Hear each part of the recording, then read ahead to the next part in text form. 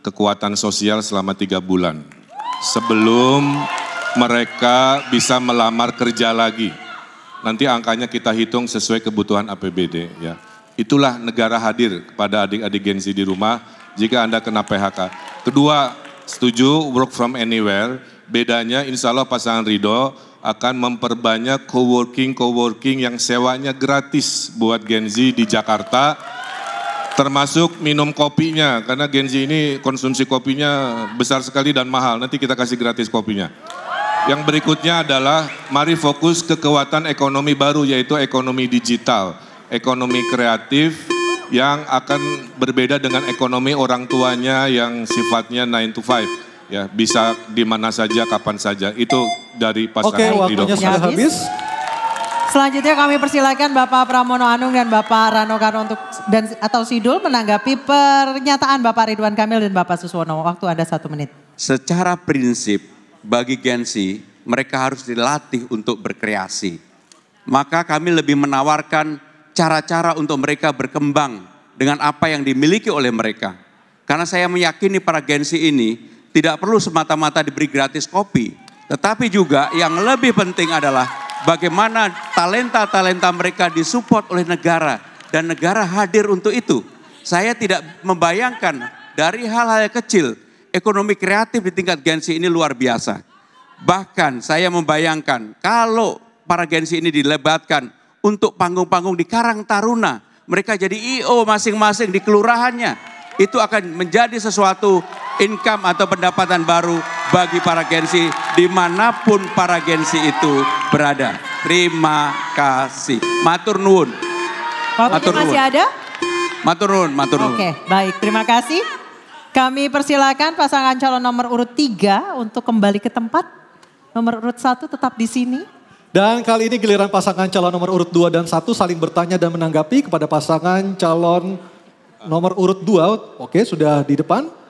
Dan kami persilakan kepada Bapak Dharma Pongrekun bertanya kepada pasangan calon nomor urut 1, Bapak Ridwan Kamil dan Bapak Suswono. Waktu Bapak 1 menit dimulai saat Anda berbicara. Terima kasih. Kang Emil, izin bertanya bagaimana program penyerahan uang untuk RW, boleh dijelaskan bagaimana eksekusinya Pak? Agar supaya jangan sampai program yang instan ini justru habisnya di depan dan tidak berbuah atau tidak beranak justru untuk membuat masyarakat lebih sejahtera khususnya dalam bidang ekonomi mereka.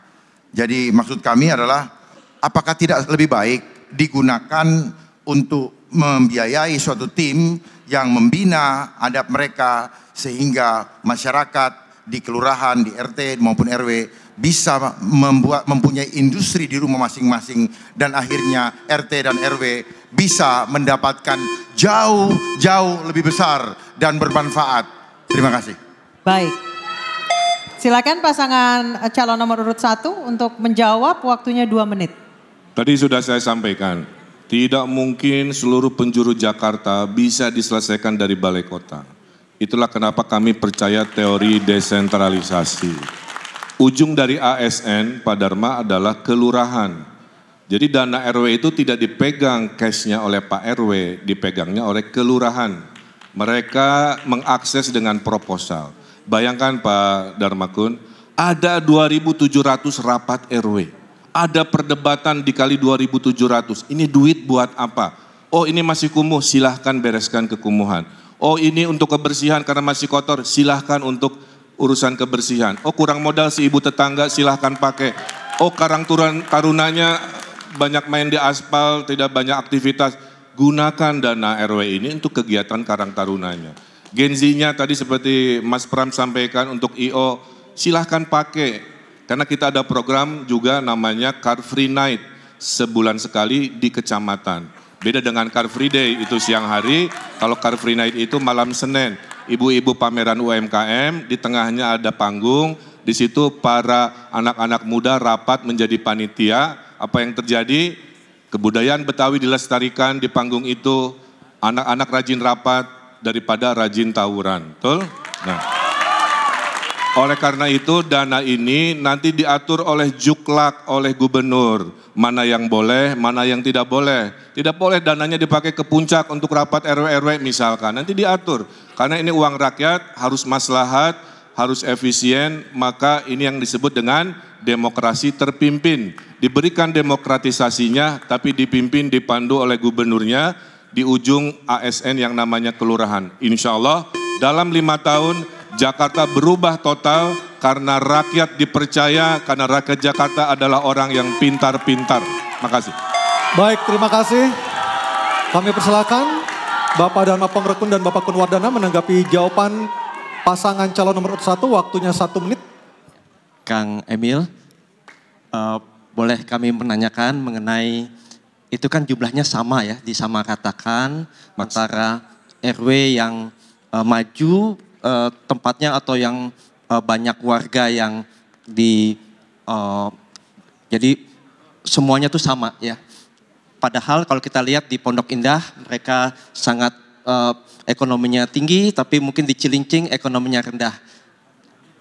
Kesetaraan bukan artinya sama rata. Nah ini bagaimana Kang Emil bisa menjelaskan proporsional dari pemberian dana 200 juta ke setiap RW tersebut. Terima kasih. Masih ada sisa waktu, Pak Kunwardana, cukup? Oke. Ya, saya yang jawab ya, saya tambahkan Pak Kun ya. Bahwa, sudah mulai? Silakan Pak Suswono, waktu. Baik. Ya.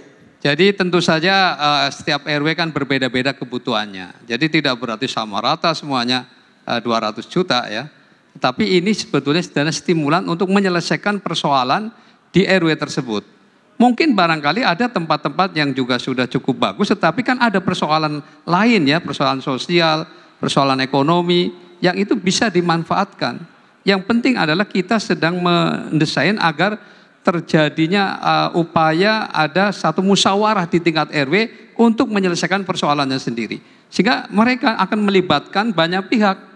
Tidak hanya ketua RW-nya yang dominan, tetapi seluruh stakeholder di situ dia akan berkontribusi untuk menentukan program apa yang tepat di situ. Ibaratnya RW Menteng mah nggak perlu, RW Pondok Indah nggak perlu, tapi RW Penjaringan Koja pasti perlu, pasti butuh. Itulah yang disebut berkeadilan. Makasih. Ya. Oke, waktunya habis. Kita berikan aplaus paling meriah untuk segmen ini kepada para calon gubernur dan para calon wakil gubernur. Baik pemirsa, kita akan jeda terlebih dahulu untuk selanjutnya kembali ke segmen tanya jawab antar pasangan calon pemimpin kepala daerah DKI Jakarta. Kami persilakan kepada para calon gubernur dan wakil gubernur untuk kembali ke tempatnya.